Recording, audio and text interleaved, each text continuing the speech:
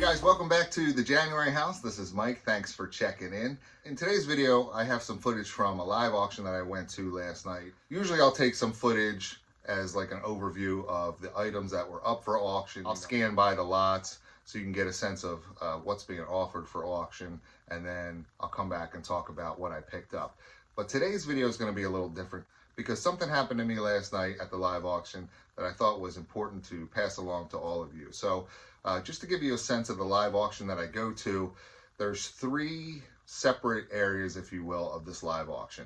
First is the outside area, the docks, and here they auction off bigger items like lawnmowers, riding lawnmowers, yard tools, rakes, shovels, maybe, bigger, bulkier things like desks, file cabinets, things that they don't want to drag inside only to have to drag them all back outside again, right? So there's the dock area.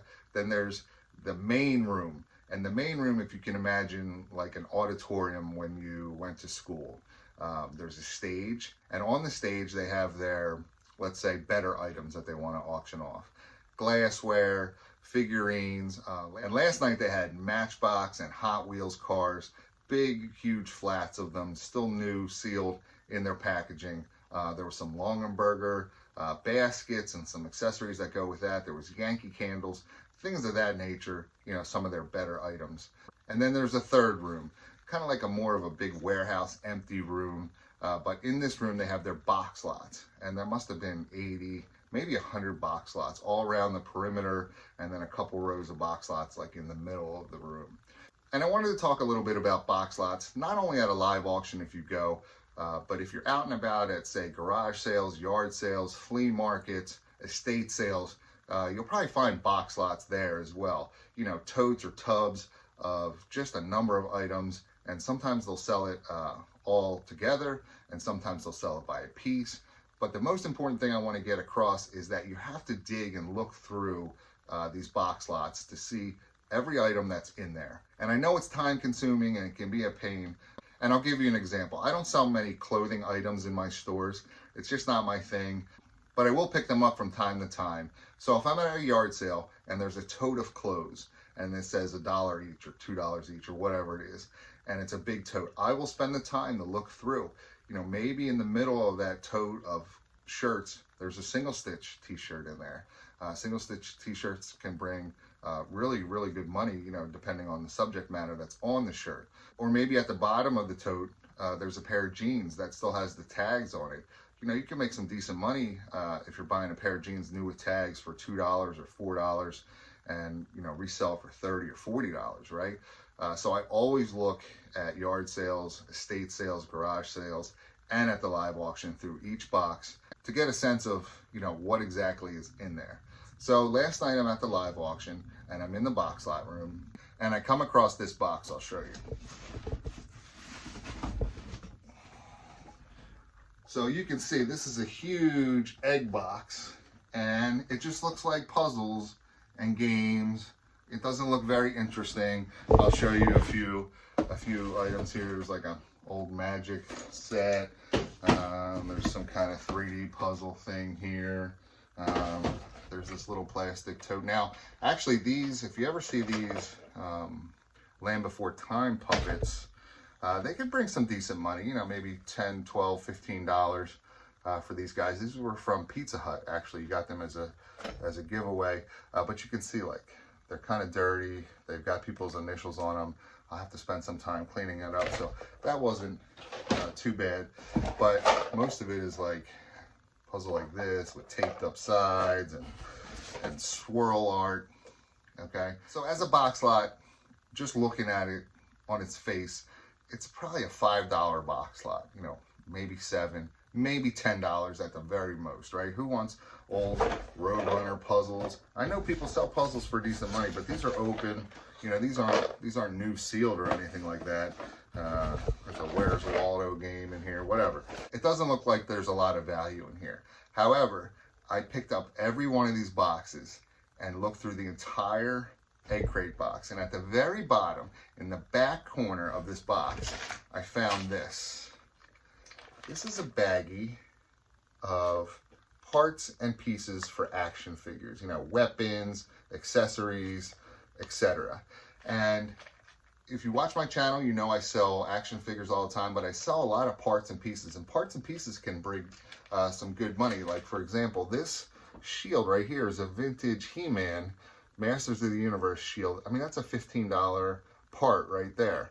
There's some other, this is a Teenage Mutant Ninja Turtle part from the Party Wagon, the van, whatever they called it.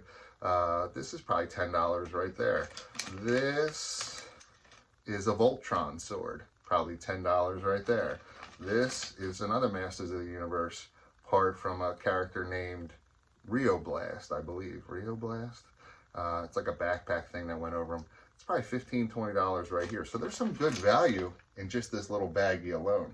But it was tucked away in the bottom corner of this huge box underneath all these puzzles and games that aren't worth much. So I stood there and I watched numerous people walk by this box. You know, they might have picked up the first couple puzzles, couple games, looked in the box, but they weren't digging. They had no idea. And something else to consider is that when you're at a live auction and they have box lots, there's a couple rules that you have to know about the box lots. One is that you don't move items from box to box. So you can pick up this puzzle and look at it and open it up and you can count the pieces. You can do whatever you want. But when you're done, you got to put it back in the box that you got it from. You can't put it in another box next to it or over on the other side. It's not like a la carte where you're making your own box lot here to buy, right? The auctioneer is trying to sell each of these box lots individually. And if somebody goes in and cherry picks all the better items out of one box to make their own like kind of custom box, well, there's less of a chance that they'll sell the other boxes that the person took the good items from. So if you're at a live auction and there's box lots, don't take an item from one box and put it into another box. Keep it in the box that you found it. The other rule is you can't hide items within the box lot. So say this Where's Waldo puzzle is worth $50, let's just say. And you know that, and you want to bid on it, but you don't want anyone else to see it. You're not allowed to take this box and hide it in this old Roadrunner box and hope nobody sees it, right? You're just not allowed to do it. Usually it's posted somewhere like this sign at the live auction that I go to. No moving items from box to box and no hiding items. We will prosecute you.